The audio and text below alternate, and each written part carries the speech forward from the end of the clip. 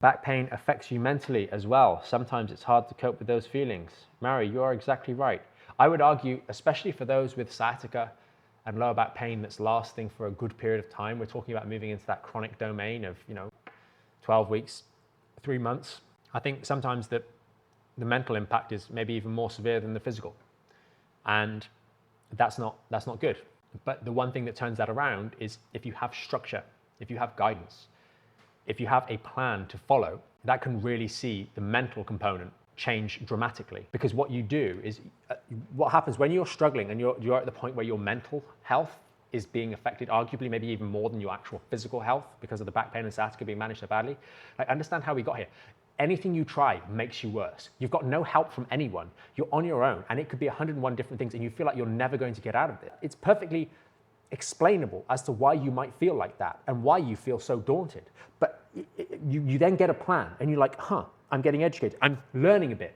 And learning is just up here, right? And then you're like, that makes sense. Okay, then you get a bit of hope. And then you start doing some of the things, and you, like we said, when you start the program, for example, you're doing strategy. You're not doing an exercise on day one.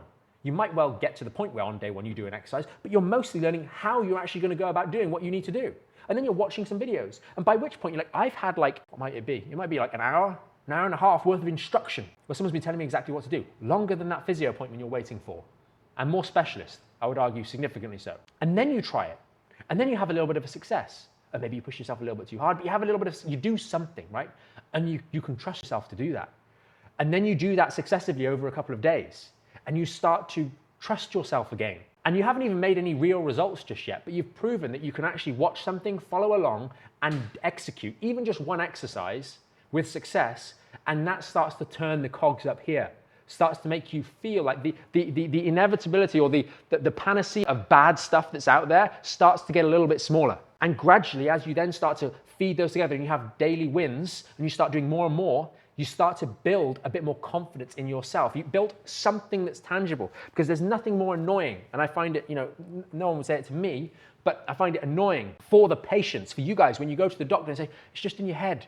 You just need to think yourself. Just do it anyway, right?